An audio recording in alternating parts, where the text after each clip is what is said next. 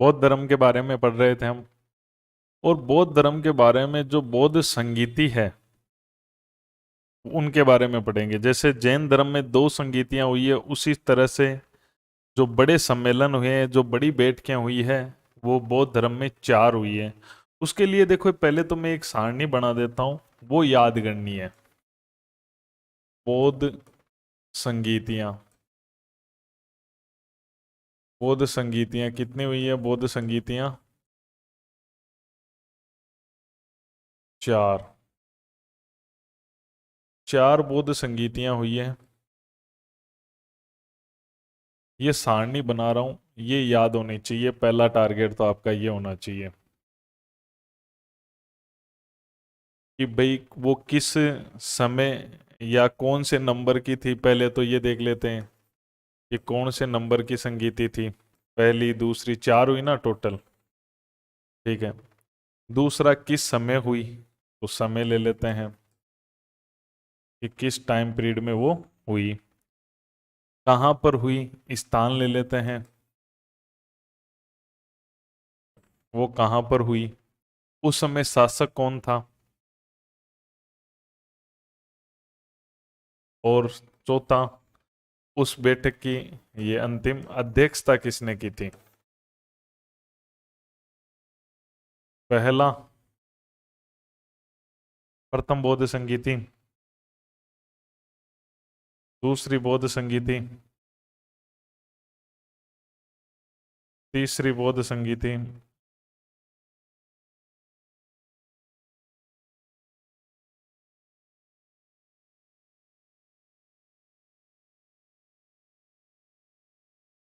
और चौथी बौद्ध संगीति।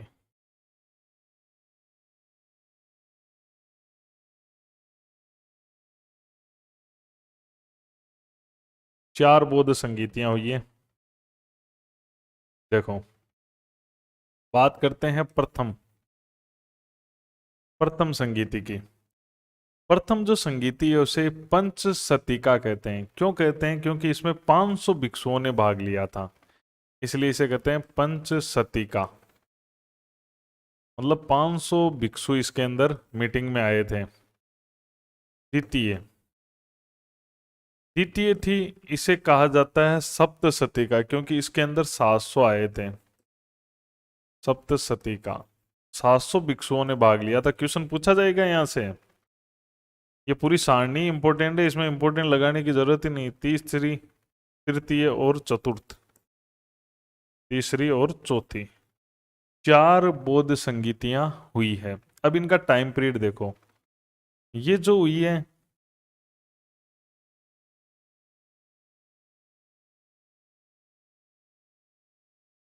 ये हुई है उस टाइम पीरियड में 483 ईसा पूर्व में, जब बुद्ध को महानिर्वाण प्राप्त हुआ था। 483 ईसा पूर्व, 483 ईसा पूर्व में बुद्ध को जो महानिर्वाण प्राप्त हुआ था, बुद्ध को महापरिनिर्वाण, मतलब बुद्ध की मृत्यु हुई थी। जिस साल बुद्ध की मृत्यु 483 ईसा पूर्व में हुई, तो बुद्ध की मृत्यु होते ही फैसला लिया गया कि भाई संघ के क्या रूल्स होंगे, बुद्ध क्या कह के गए, उनके प्रवचन क्या है। तो उसके ऊपर पूरी विस्तार से चर्चा हुई और उसको एक साहित्यिक रूप देने का प्रयास किया गया। एक साहित्य में संघ के नियमों को, बुद्ध के प्रवचनों को, इस प्रकार से ये 483 ईसा पूर्व में हुई। फिर बुद्ध के मृत्यु के बराबर 100 साल बाद में ईसा पूर्व उल्टा चलता है, 483 ईसा पूर्व है। यानी मैं ये कह सकता हूं कि बुद्ध के महानिर्वाण के 1 वर्ष बाद हुई। 100 वर्ष, सॉरी, बुद्ध का जो महापरिनिर्वाण हुआ उसके बराबर 100 साल बाद में। भाई पहली 483 में हुई जब बुद्ध को महापरिनिर्वाण हुआ, और ये दूसरी 100 साल बाद हुई 383 ईसा पूर्व में, तो उसको महानिर्वाण हुए हुए 100 वर्ष हो गया। जो तीसरी हुई वो 247। इसकी डेट तो आइडल कोई है नहीं, ठीक है, फिर भी 247, कोई 251 ऐसे बताते हैं। तो 247 मान लो, ठीक है, लगभग तीसरी शताब्दी में ही हुई है, तीसरी शताब्दी ईसा पूर्व के अंदर। और चौथी हुई थी, वो हुई थी प्रथम शताब्दी ईसा पूर्व में। पहले जो 100 साल थे ना ईसवी के, ईसवी के, ईसा पूर्व नहीं, ईसवी के, तब ये हुई थी। बात करते हैं स्थान की, तो कहाँ कहाँ हुई। तो ये जो हुई थी, ये हुई थी राजगृह में। कहाँ हुई थी? राजगृह। अब ये राजगृह कहाँ पे? राजगृह जो भाई राजधानी थी मगध की उस समय, महाजनपदों की राजधानी थी राजगृह। अजातशत्रु राजा हुआ करता था, अजातशत्रु की राजधानी थी ये मगध की, तो राजा तो अजातशत्रु था। तो राजगृह में, और राजगृह में भी जिस जगह का उल्लेख मिलता है उस जगह का नाम था सप्तपर्णी गुफा। अगर राजगृह में भी प्रॉपर स्थान में जाएं तो सप्तपर्णी गुफा में। दूसरी हुई वेश्याली के अंदर, वेश्याली, ठीक है। और वो वेश्याली में जो जगह थी उसका नाम था बालूका राम विहार, बालूका राम विहार, वेश्याली के अंदर बालूका राम विहार। और ये हुई पाटलिपुत्र में। ये तीनों ही कहीं ना कहीं मगध की राजधानियां रही थी। राजगृह भी मगध की राजधानी थी, वैशाली भी बाद में मगध की राजधानी थी, पाटलिपुत्र भी। तो ये तो मगध की राजधानियों में ही हुए हैं, मगध के राजाओं ने। और ये एक अशोक का बनाया हुआ था, अशोकाराम विहार। विहार जानते हो, जहाँ भिक्षु वगैरह रहते हैं, वहां पे हुआ था। और जो अंतिम हुई थी वो काफी सालों बाद में हुई थी, कुंडलवन, जम्मू कश्मीर में। तो तीन तो मगध की राजधानियां ही रही थी। जब राजगृह थी तब मगध का राजा था अजातशत्रु, हर्यक वंश का राज था। अजातशत्रु राजा हुआ करता था, हर्यक वंश का था। इतिहास में पढ़ते हैं इनके बारे में, हर्यक वंश का अजातशत्रु। जब दूसरी हुई 100 साल बाद में, उस समय यहाँ मगध में नया वंश आ गया था, शिशुनाग वंश। इतिहास में पढ़ोगे आप, शिशुनाग वंश का राजा था कालाशोक। तो कालाशोक की राजधानी इस समय वेश्याली हुआ करती थी। बाद में तो उसने भी पाटलिपुत्र चेंज कर ली थी। पाटलिपुत्र जो मौर्यों का राजा हुआ, मौर्य वंश का, जो बौद्ध धर्म को बहुत ज्यादा मानता था।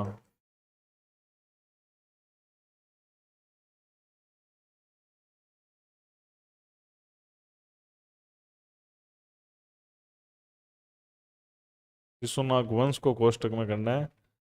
ये कालाशोक हो गया। कालाशोक के बाद में अशोक हो गया। अशोक जो कि मौर्य वंश का था, मौर्यों की राजधानी थी पाटलिपुत्र, मगध की राजधानी मौर्यों के समय। ये तो तीनों ही मगध के शासक थे, ठीक है, तीनों ही मगध के अंदर हुई थी। उस समय मगध के पार्ट थे, वैशाली भी मगध का पार्ट बन चुका था उस समय, ठीक है। तो ये तीनों मगध की राजधानियों में हुई। लेकिन जो लास्ट हुई कुंडलवन, ये जम्मू कश्मीर के अंदर हुई। और ये जो कनिष्क था, जो कुषाण वंश का शासक था,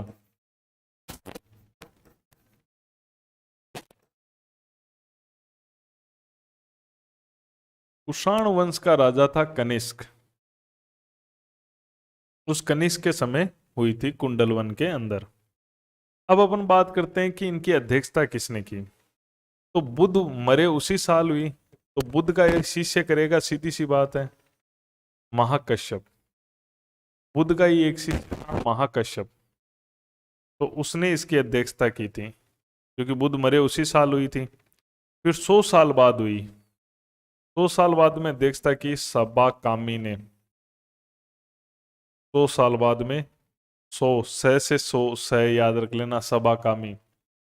और 247 ईसा पूर्व के अंदर जो पाटलिपुत्र अशोक के समय हुई, वो था मोगलीपुत्तिस, मोगली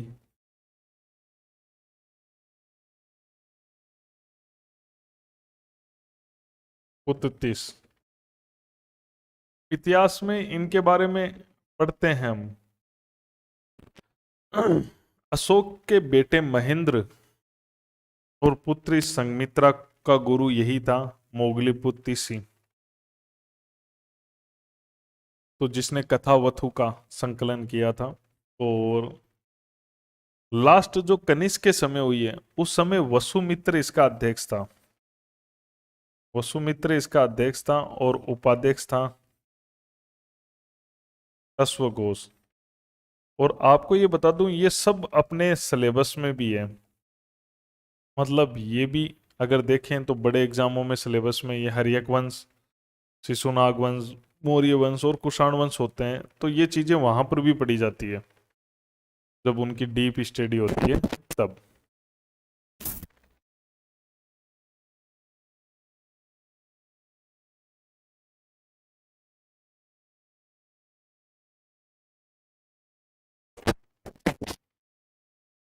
तो कितनी हुई थी? 4 हुई थी। पहली, जिसे पंच शतिका कहते हैं क्योंकि 500 भिक्षु आए थे। दूसरी, जिसे सप्त शतिका कहते हैं क्योंकि 700 आए थे। तीसरी और चौथी, अब डेटें याद करो।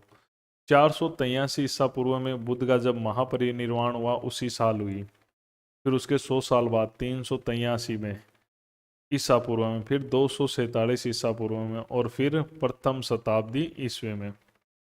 तो पहली 483 में आपको पता है कि बुद्ध जब मरे थे तो अजातशत्रु राजा था,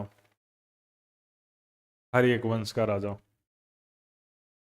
तो अजातशत्रु के समय हुई, राजगृह में हुई, उसकी राजधानी वही थी सप्तपर्णी गुफा में। 383 में शिशुनाग वंश का, शिशुनाग का बेटा ही था, कालाशोक राज कर रहा था। उसकी समय वैशाली राजधानी उसके पिता ने बनाई थी, बालुकाराम विहार में हुई। अशोक के समय पाटलिपुत्र में हुई, जो मौर्य वंश का था, अशोकाराम विहार में। अंतिम कुंडलवन में हुई कनिष्क के समय। कश्मीर पर कनिष्क का राज था। कश्मीर का राज पाकिस्तान इस इलाके में ही तो था, और कश्मीर के पास ही था उसका राज। पहले की महाकश्यप जो बुद्ध का शिष्य था, उसी साल हुई तो करेगा ही। सबा कामी, ठीक है, जो 100 साल बाद हुई। मोगलीपुत्र 30 अशोक के समय था ये महान विद्वान। कनिष्क के समय वसुमित्र, अश्वघोष तो बहुत बड़े विद्वान हैं।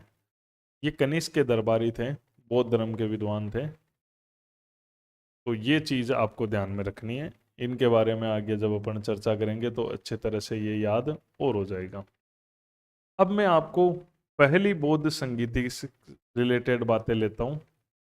देखो कौन कौन से और घातक क्वेश्चन आ सकते हैं।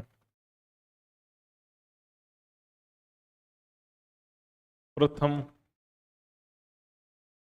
बौद्ध संगीति। 4 संगीतियां ना, इनसे डिटेलिंग बातें करते हैं एग्जाम की दृष्टि से।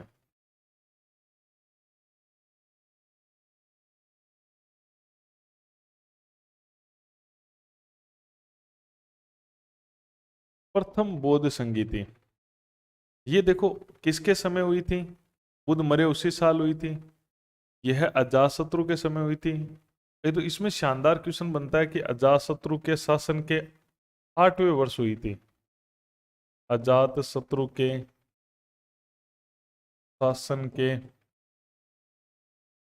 8वें वर्ष।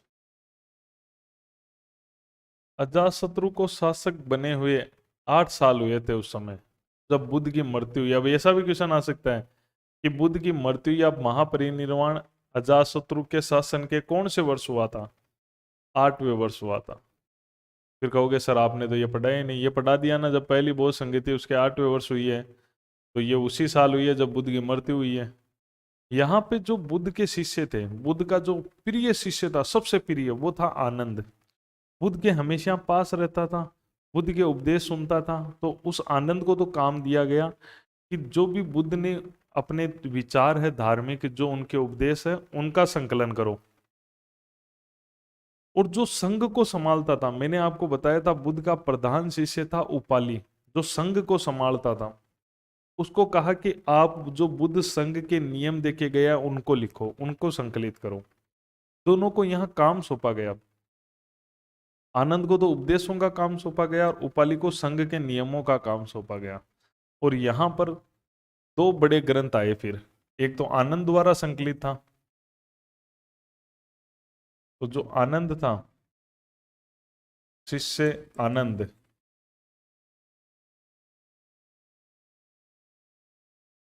इसे धर्म का प्रतीक कहते हैं। क्या कहते हैं? धर्म का प्रतीक माना जाता है आनंद को। इसने क्या किया, उनके जितने भी उपदेश थे उन सब का संकलन किया। एक पुस्तक है जिसका नाम है सूत पिटक, ग्रंथ का संकलन किया।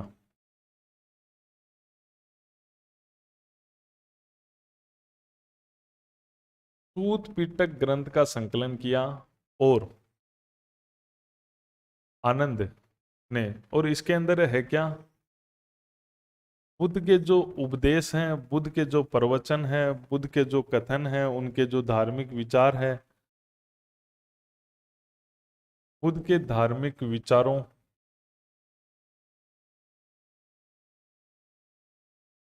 और जो भी उन्होंने जो धार्मिक विचार दिए, जो उनके वचन है, जो कथन है, वचनों का संग्रह।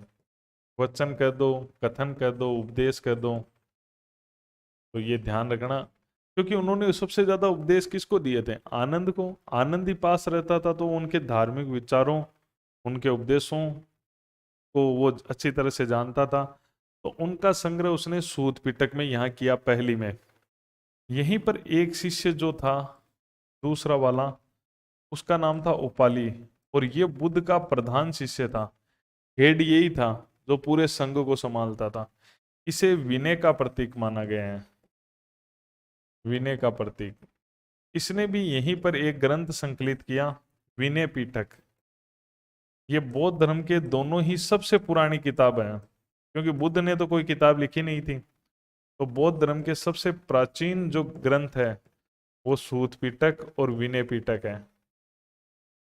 अब विनय पिटक में क्या है? संघ के नियम है कि संघ कैसे चलाना है। संघ के नियम आपसे क्वेश्चन आए। मैंने पहले भी आपको जब संघ पढ़ाया था तब बताया था ना कि संघ के नियम जो है विनय पिटक में है। ठीक है, जो बौद्ध संघ है उसके नियम। संघ तो वही है ना, बौद्ध संघ लिख दो, एक ही बात है वो तो, संघ या बौद्ध संघ। तो यहां पर एक चीज तो ये हुई। इसके अंदर कितने भिक्षु आए थे? इसमें 500 भिक्षु आए थे।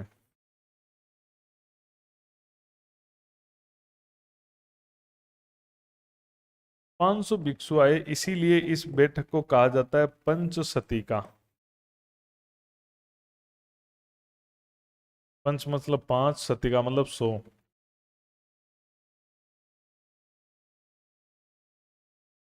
पंचसती का कहा गया उनको, इसीलिए इस पहली मीटिंग को 500 भिक्षु आने के कारण से। इस संगति का जो उल्लेख मिलता है, जो पहली संगीति है, इस संगीति का जो उल्लेख मिलता है वो हमें एक जातक ग्रंथ है जिसका नाम है चुलबग जातक। चुलबग जातक, इस संगीति का उल्लेख मिलता है चुलबग जातक में। तो ये आपको ध्यान रखना है कि पहली बौद्ध संगीति अजातशत्रु के शासन के 8वें वर्ष हुई। इस मीटिंग में आनंदी भी आया, उपाली भी आया। आनंद को काम सौंपा गया कि आप बुद्ध के उपदेश सुनते हो, उनका संग्रह करो, तो उन्होंने सूत पिटक में कर दिया। उपाली को ये काम दिया गया, आप संघ को संभालते थे, उसके रूल्स लिखो, विनय पिटक में संकलित किए। इस प्रकार बौद्ध धर्म के दो प्राचीन साहित्य मिले हमें। 500 इसके अंदर आए थे। और संगीत का उल्लेख चुलबग जातक में मिलता है। ये जातक कथाएं बुद्ध के पूर्व जन्म की कथाएं हैं।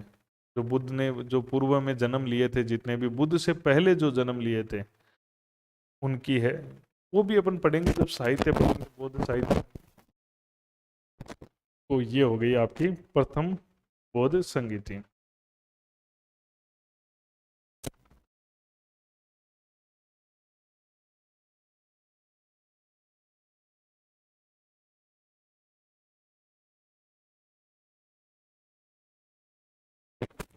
देखो, द्वितीय बौद्ध संगीति, वो सारणी के अलावा जो तथ्य याद रखने हैं वो बातें बता रहा हूँ। क्वेश्चन आ रहे हैं, भर भर के आ रहे हैं, ऐसे थोड़ी है कि नहीं आ रहे। ठीक है। द्वितीय बौद्ध संगीति, द्वितीय बौद्ध संगीति में 700 भिक्षु आए थे, इसलिए इसे सप्त शतिका कहा गया। 700 भिक्षु आए,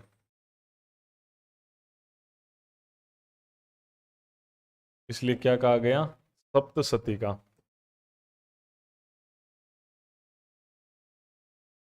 सप्त शतिका कहा गया। 700 भिक्षु आने के कारण इसे सप्त शतिका कहा गया। अब ये दूसरी बैठक क्यों बुलाई गई थी? ऐसा क्या हुआ कि 100 साल बाद में बुलाई गई बैठक? कोई कारण रहा? हुआ ये था कि बौद्ध संघ में जो संघ के नियम है, जो विनय के नियम है, उनकी पालना को लेकर विवाद हो गया था। उस चक्कर में ये बुलाई गई। जो बौद्ध संघ है में विनय के नियम को लेकर, नियम को लेकर विवाद, यहां पर संघ में विवाद देखने को मिला। और वो हुआ संघ के जो रूल्स हैं उनको लेकर। कुछ लोग थे जो रूल्स को परिवर्तित करना चाहते थे, क्योंकि उनकी डिमांड थी कि समय के अनुसार रूल बदल जाते हैं और समाज में भी उन रूल्स को मान्यता है, बदले हुए रूल्स को, तो लोग उनको ज्यादा फॉलो करते हैं। तो यहाँ पर दो विचारधाराएं सामने आई। बाद में तो वो संप्रदाय भी बन गए। दो विचारधाराएं, अब दो विचारधाराएं हो गई। एक वो जो संशोधन चाहते हैं, एक वो जो नहीं चाहते, जो बुद्ध कह के गया वही ठीक है।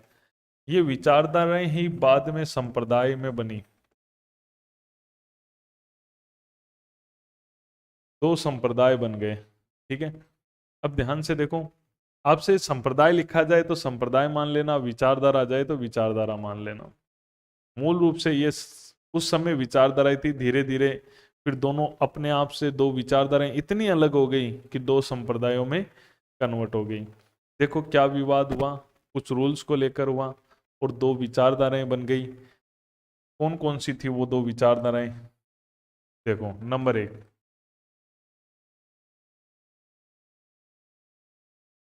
एक विचारधारा है जिसे कहा जाता है महासांघिक, महासांघिक विचारधारा। ठीक है। इसी का एक दूसरा नाम है सर्वास्तिवादी विचारधारा। सर्वास्तिवादी विचारधारा। इसी का नाम है पूर्वी भिक्षु। इसी का नाम क्या है? पूर्वी भिक्षु। और इसे कहा जाता है वज्जीपुत्र संप्रदाय। वज्जीपुत्र संप्रदाय।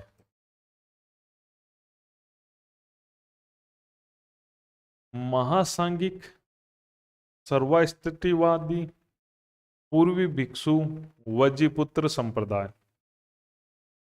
तो ये महासांघिक या सर्वास्तिवादी या पूर्वी भिक्षु या वज्जीपुत्र संप्रदाय, तो हुआ क्या, इनको ये नाम भी क्यों पड़े उस पर भी देख लेते हैं। इन लोगों का जो केंद्र था वो वेश्याली था। ये वेश्याली के भिक्षु ज्यादा थे इसमें। यानी कि वेश्याली आज का बिहार है, मतलब वही मगध वगैरह वो उन इलाकों के लोग ज्यादा थे। और ये भाई दूसरी बौद्ध संगीति हुई कहाँ पे? वेश्यालय में हुई ना, तो उन इलाकों के लोग थे।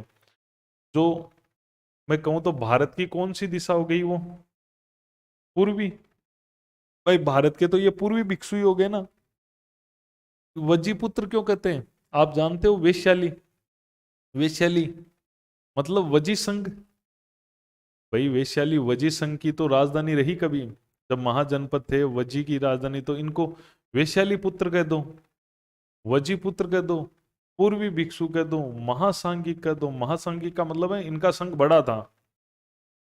ठीक है। और सर्वा अस्तिवादी, सर्व मतलब है सर्व जगह जो उपस्थित थे, क्योंकि इनकी पॉपुलेशन बहुत ज्यादा थी। तो ये लोग परिवर्तन के पक्ष में थे, ये परिवर्तन चाहते थे।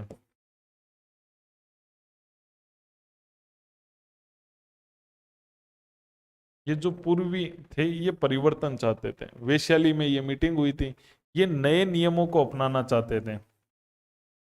ये चाहते थे कुछ परिवर्तन हो, नए नियम आए।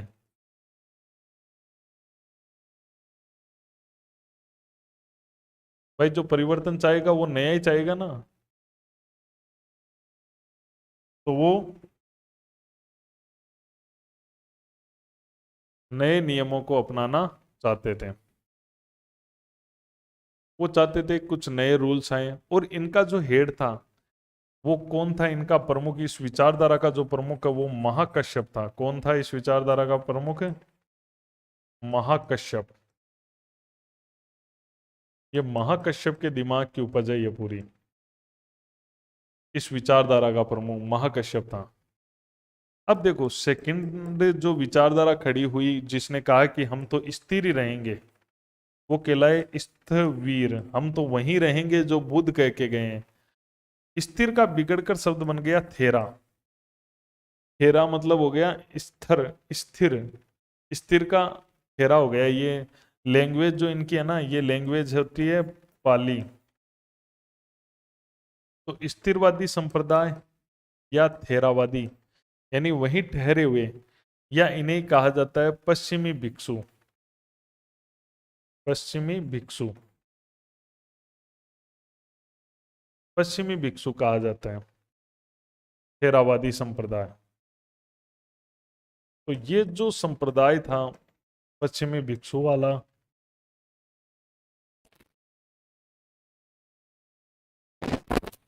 और देखो इनका जो केंद्र था वो मध्य प्रदेश के अंदर था। इनका केंद्र उज्जैन मान लो, मध्य प्रदेश का उज्जैन ही थी वहां पर जनपद। उज्जैन राजधानी थी, वैसे अवंती। तो अवंती पुत्र भी कहा जाता है इनको, कह सकते हो आप, क्योंकि अवंती उज्जैन में ये हुआ।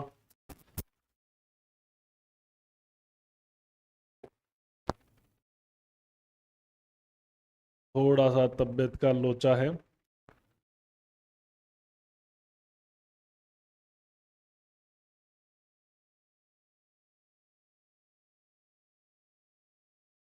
देखो केंद्र है उज्जैन, अवंती को बनाया। पश्चिमी भिक्षु कहते हैं। ठीक है, पश्चिमी भिक्षु क्यों कहते हैं? देखो ये अगर मैं भारत का मैप बनाऊं और ये तो इधर वैशाली बिहार, इधर ये पूर्वी इलाका हो गया, तो ये पूर्वी भिक्षु, ये इलाका हो गया एमपी वाला। तो ये पूर्वी भिक्षु, ये पश्चिमी भिक्षु। इनका केंद्र वैशाली, इनका केंद्र उज्जैन।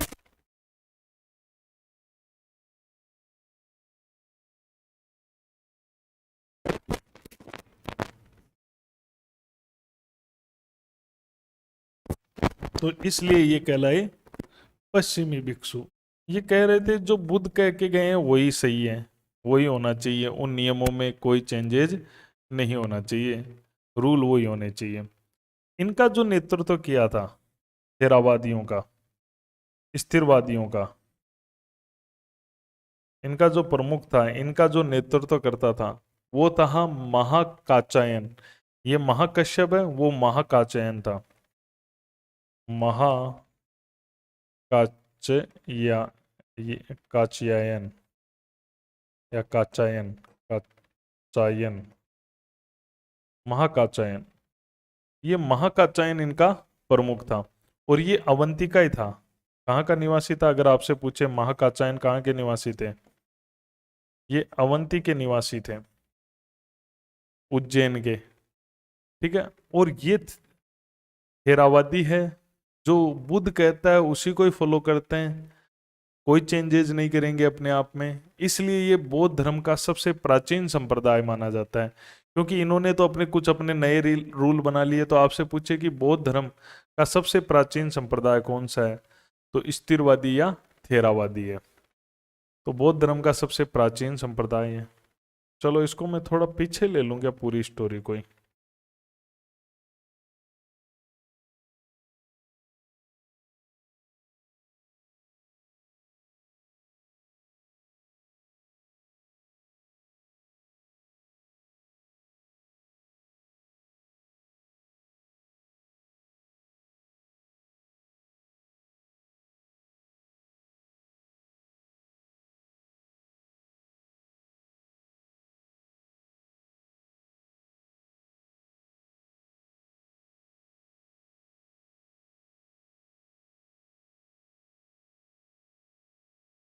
चलो देखो,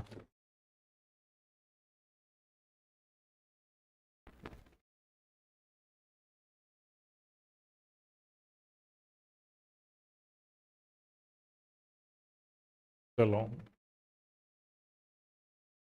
तो द्वितीय बौद्ध संगीति, जिसमें दो विचारधाराएं सामने आई। एक जो परिवर्तन चाहती है वो महासांघिक है, जो परिवर्तन नहीं चाहती है वो स्थिरवादी या थेरावादी है।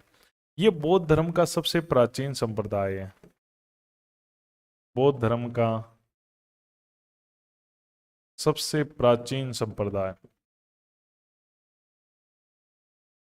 वो प्राचीन क्यों नहीं है? क्योंकि वो परिवर्तन वाला है। तो परिवर्तन वाला है इसलिए वो प्राचीन नहीं है। इसकी विचारधारा वही है जो बुद्ध की विचारधारा है, इसलिए इसको सबसे प्राचीन माना गया है। इसकी जो परंपरागत नियम है, जो परंपरा से चले आ रहे हैं, परंपरागत नियमों में आस्था है। जो परंपरागत रूल चले आ रहे थे उसी के अंदर इसकी आस्था है। तो ये था आपके दूसरा बौद्ध संगीति, जिसके अंदर दो विचारधाराएं सामने आई। और फिर होती है तीसरी बौद्ध संगीति। तृतीय बौद्ध संगीति। तृतीय बौद्ध संगीति में क्या होता है देखो। तीसरी बौद्ध संगीति, इसका जो उल्लेख मिलता है वो सिंहली अनुश्रुतियों में मिलता है। ये बहुत ही अच्छा क्वेश्चन है। इस संगीति, तीसरी संगीति का जो उल्लेख मिलता है वो जो श्रीलंका की सिंहल अनुश्रुतियां हैं उनमें मिलता है। सिंहली अनुश्रुतियां या सिंहल अनुश्रुतियां कहते हैं। अनुश्रुतियां मतलब है उनका कोई लेखक नहीं पता है, वो सुनकर ही पीढ़ी दर पीढ़ी पहुंची है। एक का नाम है दीपवंश, एक का नाम है महावंश। तो दीपवंश और महावंश सिंहल अनुश्रुतियां कहलाती है, और दीपवंश व महावंश के अंदर ही इस संगीति का उल्लेख है। दीपवंश और महावंश ऐसी किताबें हैं लगभग 4वीं-5वीं शताब्दी ईस्वी में लिखी गई थी, जिसमें मौर्य काल की अच्छी जानकारी मिलती है। मौर्य कालों की विशेष जानकारी देने के कारण से, मौर्यों में तो अशोक हुआ था, तो अशोक की जानकारी देने के कारण से ये वास्तव में सिंहल श्रुतियां, ये बौद्ध ग्रंथ ही हैं। दीपवंश और महावंश तो बौद्ध धर्म की जानकारी दे रही है, मौर्यों के अशोक की जानकारी दे रही है। इस पर अपन देखें तो जो तीसरी बौद्ध संगीति थी, इसमें पूरी दादागिरी चली इसकी। इसका प्रभाव था, जो स्तीवर गुट था, जो समुदाय था, जो गुट था, इन लोगों का प्रभाव तीसरे में ज्यादा रहा। तीसरी के अंदर, और इस तीसरी के अंदर क्या हुआ, इस तीसरी के अंदर एक ग्रंथ, उसका संकलन कराया गया। तीसरा व अंतिम पिटक था ये। तीसरा व अंतिम पिटक। तीसरा, बौद्ध धर्म में 3 पिटक माने जाते हैं। अंतिम पिटक, देखो पहली बैठक हुई थी जिसमें आनंद ने सूत पिटक संकलित किया और उपाली ने विनय पिटक किया। अब तीसरी के अंदर एक और पिटक संकलित होता है जिसका नाम है अभिधम पिटक। ये करवाया था किसने? अशोक था ना। अभी अशोक जो धम्म को बहुत ज्यादा प्रचारित करता था, तो उसी ने अभिधम्म पिटक का संकलन करवाया। अब इस अभिधम्म पिटक का जो संकलन किया था वो किसने किया? इस मीटिंग की अध्यक्षता किसने की थी? संकलन किया मोगली पुत्र तिस ने। मोगली पुत्र तिस ने इसका संकलन किया, और इसके अंदर एक मेन पार्ट था कथावतु, उसका संकलन यहां पर किया उसने। अब कहोगे इस अभिधम पिटक में है क्या? जैसे आपको पता है कि सूत पिटक में क्या है, आनंद ने जो बुद्ध के उपदेश थे उनका संकलन किया। उपाली उपाली ने क्या किया? उपाली ने विनय पिटक में संघ के रूल को किया।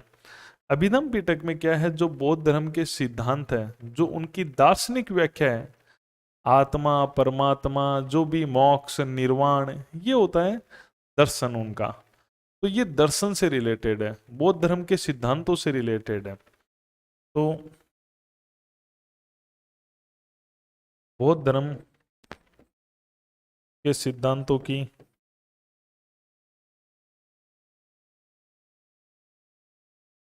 दार्शनिक व्याख्या है।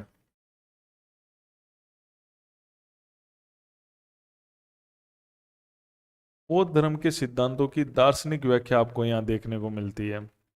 तो तीन पिटक इनके पास में मिल गए। इन तीनों पिटकों को त्रिपिटक कहा जाता है, और यही बौद्ध धर्म के सबसे प्राचीन और मूल साहित्य हैं।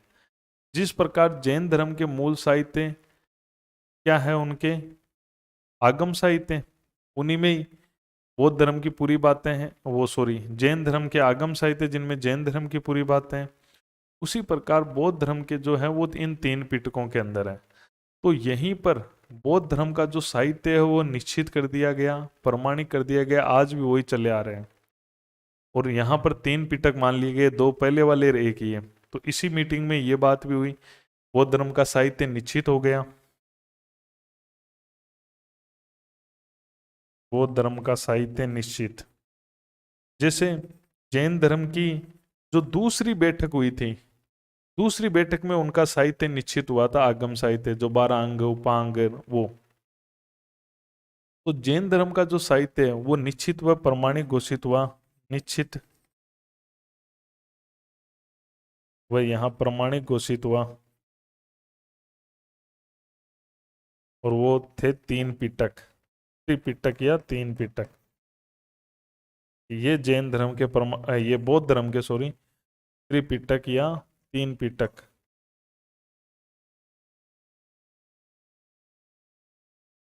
ये इनके साहित्य होने वाले हैं, तीन पिटक। अब इस तीसरी बैठक में एक और टेंशन थी, क्योंकि जो बौद्ध धर्म है संघ में मतभेद आ रहे थे। मतभेदों के कारण बहुत सारे थे। जैसे आप देख रहे हो कि दो विचारधाराएं थी, जो एक परिवर्तन चाहती थी, एक नहीं चाहती थी। तो अशोक ने यहां स्पष्ट कहा कि संघ भेद को रोकना चाहिए। अशोक ने इस प्रयास किया, और तीसरी बौद्ध संगीति में यही हुआ। इस बात पे चर्चा चली कि संघ के विभाजन नहीं होना चाहिए। अशोक ने अपने कुछ ऐसे शिलालेखों में भी लिखवाया है जिसमें उसने संघ भेद को रोकने का प्रयास किया है, और उसके लिए कठोर नियम बनाए हैं, कठोरता से, ताकि संघ विभेद ना हो, संघ के टुकड़े ना हो। तो ये तीसरी बौद्ध संगीति है, उसी के अंदर संघ विभेद को रोकने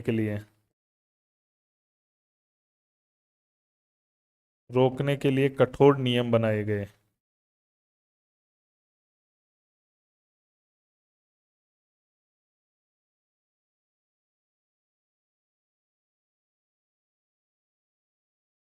उसके अलावा इस तीसरी बैठक में अशोक ने एक और काम करवाया, 9 विभिन्न स्थानों पर धर्म प्रचारक भेजे बौद्ध धर्म के। 9 विभिन्न स्थानों पर, वेरी इंपॉर्टेंट क्वेश्चन है तीसरी बौद्ध संगीति में, अशोक में पढ़ेंगे अपन, वहीं पढ़ते हैं इसको कि 9 कौन कौन से भेजे थे, कहाँ कहाँ भेजे थे। 9 विभिन्न स्थानों पर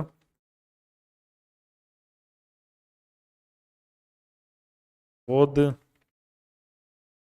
धर्म प्रचारक भेजे।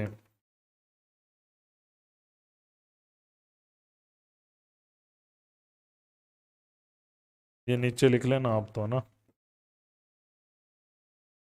ये तीसरी बौद्ध संगीति थी जो अशोक ने रखवाई थी। मोगलीपुत्तिस को इसका अध्यक्ष बनाया। उसने अभिधम पिटक जो दार्शनिक व्याख्या की उसका संकलन किया गया। और 3 जो त्रिपिटक है उनको यहाँ प्रमाणिक घोषित किया गया, उन्हें बौद्ध धर्म का साहित्य माना गया। और संघ में जो विभेद आ गए हैं उनको रोकने के लिए कठोर नियम बनाए गए। 9 विभिन्न स्थानों पर जो है वो धर्म प्रचारक बौद्ध धर्म से रिलेटेड उनको भेजा गया। चौथी बौद्ध संगीति।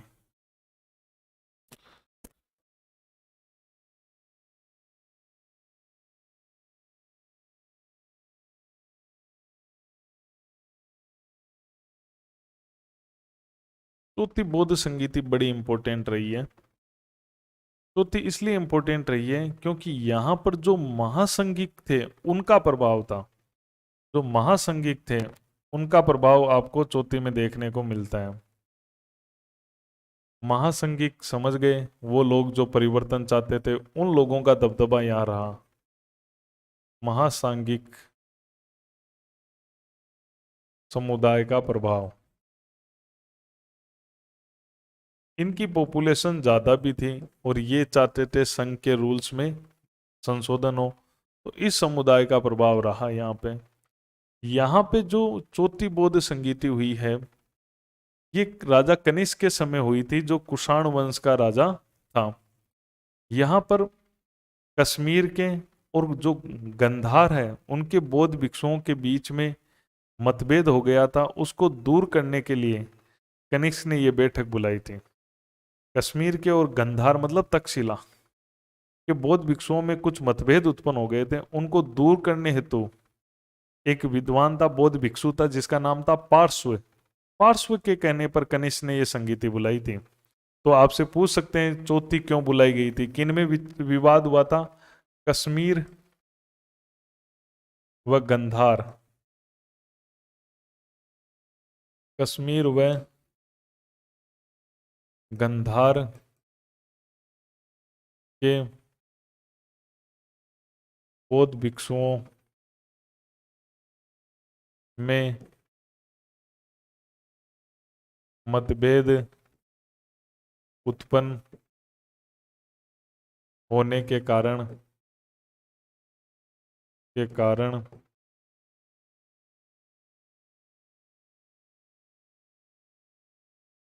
पार्श्व के कहने पर, ध्यान रखना इसने किसके कहने पर? पार्श्व। पार्श्व के कहने पर कनिष्क ने यह संगीति बुलाई।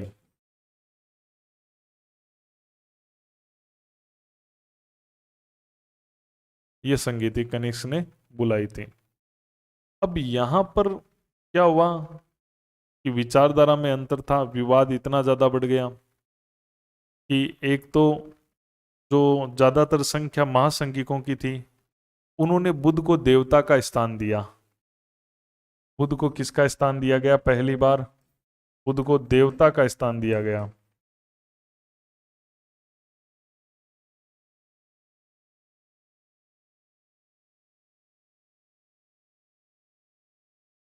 पहली चीज, बुद्ध को देवता बना दिया यहां पर। और संस्कृत भाषा को अपनाया गया, जो कि बौद्ध धर्म में अपन को देखने को मिलती है हीनी जो पाली भाषा है, क्योंकि बुद्ध ने पाली में उपदेश दिए थे। तो इन्होंने कहा कि जनता जो है वो संस्कृत को महत्व देती है, तो संस्कृत भाषा को अपनाया इन्होंने। जबकि एक गुट नहीं मान रहा था, एक गुट कह रहा था कि नहीं, बुद्ध जो है वो देवता नहीं है, वो तो एक महान पुरुष है, आदर्श पुरुष है जिसने हमें रास्ता दिखाया है। और उसने कहा कि हमारी तो बुद्ध ने पाली बता के गए। तो ये वो लोग हैं जो स्थिर है। ठीक है, इस प्रकार अब यहां पर 2 प्रकार का विभाजन हो जाता है, हीनयान और महायान। बौद्ध धर्म का विभाजन हो जाता है यहां पर, स्पष्ट विभाजन। पहले 2 विचारधाराएं थी, महासांगिक और स्तरवादी। अब बौद्ध धर्म का विभाजन हो गया है हीनयान और महायान। महायान एक तो महायान इनकी संख्या ज्यादा भी थी, हीनयान। महायान यही है जो परिवर्तन चाहते थे, यानी महासंघिक ही अब महायान कहला रहे हैं। महायान कोई अलग से नहीं है, महासंघिक ही महायान है।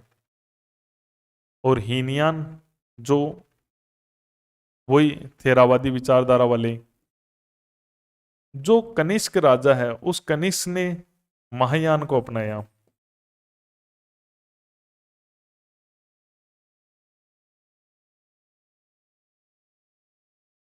राजा कनिष्क ने महायान, अपने इंडिया में ज्यादातर जो चला है ना वो महायान शाखा ही चली है। तो ये जो चौथी बौद्ध संगीति थी, महासंगीकों का प्रभाव था इसमें, जो कि परिवर्तनवादी लोग थे। कश्मीर और गंधार के जब बौद्ध भिक्षुओं में विवाद हुआ तो उसको दूर करने के लिए पार्श्व के कहने पर ही कनिष्क ने यह संगीति बुलाई। इसमें बुद्ध को चौथी संगति में देवता का स्थान दे दिया गया और जो संस्कृत भाषा है उसको भी अपना लिया गया। यहाँ पर फिर बौद्ध धर्म का विभाजन हो गया, हीनयान और महायान। कनिष्क ने महायान अपनाया। अब देखो हीनयान और महायान क्या होता है, इसको ढंग से समझने के लिए मैं आपको अंतर बता देता हूं, तो वो उससे आपको बहुत ज्यादा समझ में आएगा। एक तो हो गया आपके महायान और एक है आपके हीनयान। महायान और हीनयान।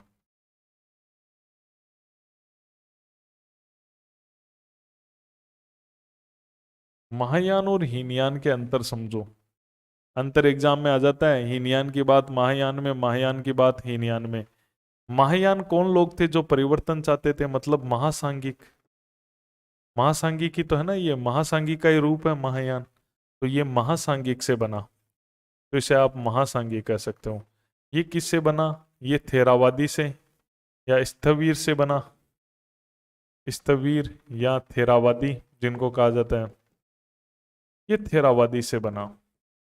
देखो नाम से पता चलता है कि महायान, इनके विचार है बड़े महान हैं। ठीक है, ये सबका मोक्ष चाहते हैं। महायान वाले ये परिवर्तन चाहते हैं कि रूल्स में चेंजेस करो ताकि सबको मोक्ष मिले, सबको निर्वाण मिले। हीनयान चाहते हैं कि भिक्षु हम लोग हैं, हमें बस मिल जाए। ठीक है, हम जो श्रावक हैं हमें मिल जाए। तो ये कहलाए महासंगिक से बना। तो ये महासंगिक से बना, या स्थिरवाद, ये भी इसको थेरावादी से ये बना है। और देखो इसमें महायान में एक विचारधारा आई जिसे कहते हैं बोधिसत्व यान। बोधिसत्व यान, इसे बोधिसत्व यान कहा जाता है, इसे कहा जाता है श्रावक यान। क्या मतलब हुआ कि ये लोग हैं, ये बोधिसत्व की अवधारणा को मानते हैं। ये मानते हैं कि बुद्ध को महान परिनिर्वाण होने के बाद भी बुद्ध आते हैं। बुद्ध अलग अलग रूपों में आते हैं, भिक्षु अलग अलग रूपों में आते हैं, और वापस वो समाज के लिए, सभी लोगों के लिए मोक्ष दिलाने के लिए मदद करते हैं, निर्वाण दिलाने के लिए मदद करते हैं। या मोक्ष के लिए निर्वाण वर्ड है बौद्ध धर्म में। तो ये मानते हैं कि बुद्ध वापस आते हैं बोधिसत्व बनकर और लोगों का कल्याण करते हैं। बड़ी विचारधारा है। हीनयान कहते हैं आप खुद को ही मिलेगा, आप श्रावक हो, आप अपना काम करो, आपको स्वयं को ही मिलेगा। तो महायान के जो विचार हैं वो एक तरह से आप कह सकते हो उच्च विचार है। उच्च विचार मतलब ये सबका मोक्ष चाहता है। ठीक है, और इनके जो विचार है वो थोड़े से निम्न विचार हैं। निम्न मतलब है ये छोटी सोच रख रहे हैं कि केवल हमें ही मिले। ये सबका मोक्ष चाहते हैं, ये सबका मोक्ष चाहते हैं। ठीक है, और ये लोग जो हीनयान है वो चाहते हैं कि अपना मोक्ष मिल जाए, स्वयं का मोक्ष, यानी मैं कह सकता हूँ व्यक्तिवादी है ये। व्यक्तिवादी मतलब स्वयं का, ये स्वयं का मोक्ष चाहते हैं, स्वयं का निर्वाण चाहते हैं। बस मोक्ष के लिए यहाँ वर्ड में यूज ले लेता हूँ निर्वाण। सिंपल भाषा में मोक्ष होता है, वैसे इसका अर्थ निर्वाण होता है, सबको मिले भाई। ठीक है, ये सबका चाहते हैं। अगर अपन बात करें तो ये अब बुद्ध को भगवान मानने लग गए हैं। ठीक है, बुद्ध को देवता मानने लग गए हैं, बुद्ध को भगवान मानते हैं।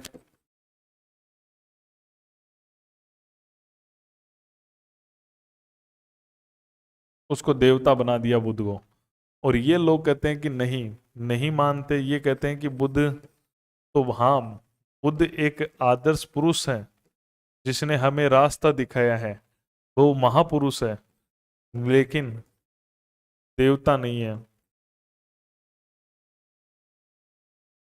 भगवान नहीं मानते हैं। और आपसे पूछे ना, महायान और हीनयान का मूल अंतर यही है, मूल अंतर। अगर सिंपल सा सीधा सा अंतर यही है कि महायान बुद्ध को भगवान मानते हैं, ये बुद्ध को महापुरुष मानते हैं, ये सबसे मूल अंतर है। ये बुद्ध की क्या करते हैं अब, मूर्ति पूजा, इनका बुद्ध की मूर्ति पूजा, अब इनका बुद्ध मूर्ति पूजा में विश्वास हो गया है। और ये क्या करते हैं, नहीं, ये नहीं करते, ये बुद्ध की मूर्तियां नहीं बनाते हीनयान, क्योंकि ये उसको देवता ही नहीं मानते। ठीक है, तो ये है। अब ये जो है, ये लोग महायान वाले कहते हैं भाई समाज संस्कृत को बहुत फॉलो करता है, उसको पवित्र भाषा, हिंदुओं में विशेषकर सनातनियों में संस्कृत भाषा थी। तो इन्होंने कहा कि चेंजेस कर देना चाहिए, समय के साथ संस्कृत को भी अपनाना चाहिए। तो इन्होंने, ये तो वो पुराने वाले हैं, ये कह रहे हैं नहीं, हम तो वही पाली भाषाएं रखेंगे, जो बुद्ध ग्रंथ जिसमें लिखे गए हैं, जो बुद्ध ने उपदेश दिए थे, वही रखेंगे हम तो। ठीक है, उसके अलावा ये लोग हैं, अगर इन लोगों की बात करूं तो ये बौद्धिस्त्व को मानते हैं। बौद्धिस्त्व अभी मैंने आपको बताया था, महायानों में ही माना जाता है बौद्धिस्टों को। ये नहीं मानते, ये अहर्त को मानते हैं। अब होता क्या है, इस चीज को समझो। ये बौद्धिस्त्व को मानते हैं। बौद्धिस्त्व क्या होता है, बौद्धिस्त्व का मतलब है कि जो निर्वाण होता है, अगर किसी को निर्वाण प्राप्त हो जाता है के पश्चात भी,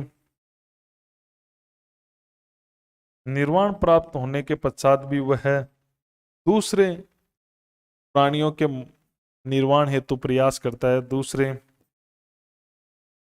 प्राणियों के मोक्ष हेतु, निर्वाण हेतु हेतु प्रयास। ये विचारधारा मानी गई है कि भिक्षु या जो है महात्मा बुद्ध, वो वापस आते हैं, निर्वाण के बाद भी वापस आते हैं, ताकि दूसरे प्राणियों को मोक्ष मिल सके, उनको निर्वाण मिल सके। ये कहते हैं, अहर्त को मानते हैं। ये कहते हैं कि अगर किसी को निर्वाण प्राप्त हो गया, उसके बाद पुनर्जन्म नहीं होता है। निर्वाण होने के बाद पुनर्जन्म नहीं होता है। इनकी ये मान्यता है कि अगर एक बार किसी को निर्वाण मिल गया तो वो उसका पुनर्जन्म नहीं होगा। ये तो पुनर्जन्म मानते हैं, निर्वाण के बाद भी मानते हैं कि वो बोधिसत्व बनता है। और बुद्ध के बहुत सारे महायानों में बोधिसत्व हुए हैं। अगर अपन और भी देखें कि और कौन कौन से हैं, तो कुछ और देख लो। जैसे ये महायान है, ये मांस का सेवन करते हैं महायान, मांस सेवन। लेकिन जो हीनयान है, उनके मांस वर्जित है।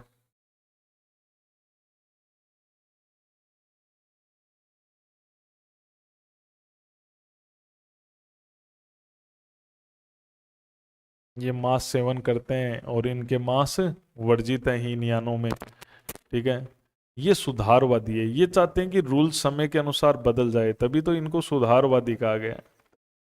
और ये रूढ़िवादी है। ये वो का वही जो रूढ़ी परंपराओं से जो चला आ रहा है। यही तो थे ना हीनयान, कि भाई हमें कोई परिवर्तन नहीं चाहिए, हमें जो बुद्ध कह के गया वही है। ये थेरावादी तो है एक तरह से, पुराने थेरावादी। इनका मार्ग है वो एक तरह से उत्कृष्ट मार्ग है, उच्च विचार है, उत्कृष्ट मार्ग। इनके मार्ग को उत्कृष्ट मार्ग कहा गया, महान मार्ग।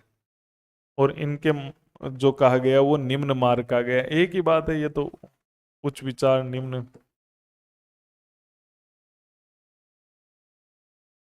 ठीक है, उसके अलावा अगर अपन बात करें तो कुछ एक अवधारणाएं और है, जो जैसे तिरकाय की अवधारणा। तिरकाय की अवधारणा महायानों में तो मानी जाती है,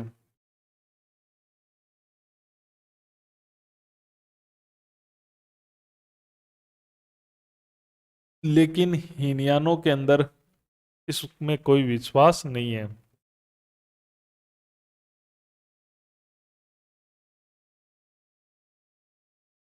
अब आप कहोगे ये तिरकाय क्या होता है? तिरकाय का मतलब होता है कि बौद्ध धर्म के अंदर त्रिकाय बताए गए हैं। एक तो धर्मकाय, निर्माणकाय और तीसरा है संभोगकाय। ये जो त्रिकाय की अवधारणा है, ये त्रिकाय की अवधारणा किसके अंदर है? आपके इसमें है बौद्ध धर्म के अंदर। महायानों में ही है त्रिकाय की। सिंपल पूछे तो बौद्ध धर्म में है, और दोनों में से एक निकालना हो तो महायान निकालोगे। फिर विद्वान देखो, किसके कौन विद्वान हुए? महायान के जो बड़े बड़े विद्वान हुए हैं, नागार्जुन। नागार्जुन महायान के बड़े विद्वान हुए हैं, ठीक है। उसके अलावा असंग, असंग है, हेनसांग है, दिंगनांग है, मैत्रेय है, वसुबंधु है। ये लोग हैं जिन्होंने महायान को काफी फेमस किया, महायान के सपोर्टर रहे। हीनयान के सपोर्टर में देखें, जो कनिष्क के समय तो हीनयान और महायान शाखा बनी चौथी बौद्ध संगीति में। भाई राजा तो कनिष्क ही था, तो उस चौथी बौद्ध संगीति की अध्यक्षता करने वाले वसुमित्र थे, वो खुद उन्होंने हीनयान को ही फॉलो किया, ठीक है। जहां कनिष्क ने महायान को फॉलो किया, लेकिन उस मीटिंग के जो अध्यक्ष थे वसुमित्र, उन्होंने हीनयान को फॉलो किया। उसके अलावा बुद्ध देव, उसके अलावा जो चीनी यात्री आया था इति सिंह, वो भी हीनयान को ही फॉलो करता था। तो इस प्रकार से ये आपके संगीतियां हो गई 4।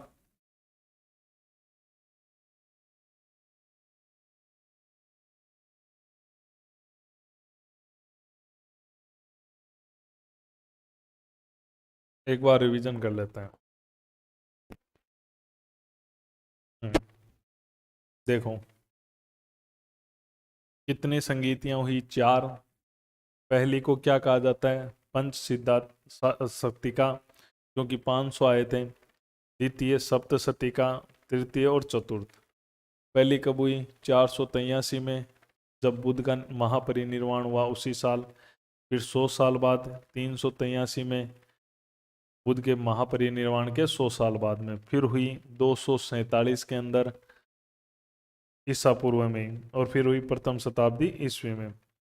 पहली हुई जब बुद्ध मरे थे अजातशत्रु के समय, तभी तो शरीर के टुकड़े अजातशत्रु के नेतृत्व में तो हुए थे ना। अजातशत्रु था, राजगृह उसकी राजधानी थी। अगर थोड़ा डीप चला जाए तो सप्तपर्णी गुफा में हुआ। वैशाली में जो बालुकाराम विहार है, वहाँ पे कालाशोक राजा था शिशुनाग वंश का। फिर पाटलिपुत्र मगध में अशोक राजा था। ये तीनों मगध के राजा ही थे। मौर्य वंश अशोकाराम विहार में। कुंडल वंश जो जम्मू कश्मीर में है, ये कनिष्क ने कुषाण वंश के राजा ने करवाई थी। पहले का अध्यक्ष महाकश्यप जो बुद्ध का शिष्य था, फिर सबाकामी, फिर मोगलीपुत्र 30, और फिर कनिष्क के समय वसुमित्र और अश्वघोष। प्रथम बौद्ध संगीति कब हुई? अजातशत्रु के समय हुई 483 में। उस समय अजातशत्रु को गद्दी पर बैठे हुए 8 साल हो गए थे, तो अजातशत्रु के शासन के 8वें वर्ष हुई। फिर ये आनंद जो धर्म का प्रतीक है, ये इसमें आया। इसको इसने सूत पीटक ग्रंथ का संकलन किया, जिसमें बुद्ध के धार्मिक विचार, उपदेश, वचन है, उनका संग्रह। उपाली जिसे विनय का प्रतीक माना जाता है, इसने विनय पीटक ग्रंथ का संकलन किया। बौद्ध संघ के नियम है, क्योंकि इसको ही पता होंगे ना बौद्ध संघ के नियम। 500 भिक्षु आए, इसलिए इसे पंच सतिका कहते हैं। इस संगति का उल्लेख चुलबग जातक में हुआ है।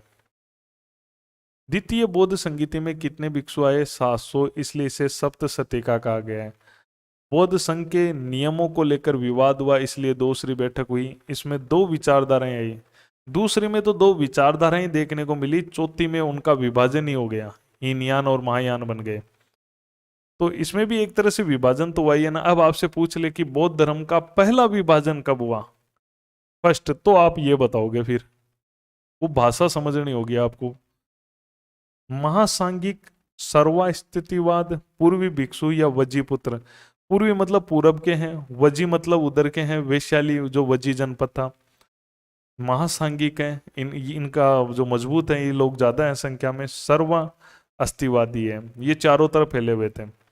इनका केंद्र वैशाली था, क्योंकि ये मीटिंग भी वैशाली में थी। ये परिवर्तन चाहते थे, नए नियमों को अपनाना चाहते थे। इनका प्रमुख महाकश्यप था। स्थवीर थेरावादी या पश्चिमी भिक्षु संप्रदाय, इसका केंद्र उज्जैन अवंती था। ये परिवर्तन के पक्ष में नहीं थे। इनका प्रमुख काच्यान था, जो अवंती का था। पूछ सकते हैं इनके बारे में। बौद्ध धर्म का सबसे प्राचीन संप्रदाय है और परंपरागत नियमों में आस्था है। ये परिवर्तन नहीं चाहता, ये कहता है जो बुद्ध बता के गए वही, जो परंपरा से चले आ रहे हैं, जो रूढ़िवादी है वही। तृतीय बौद्ध संगीति हुई।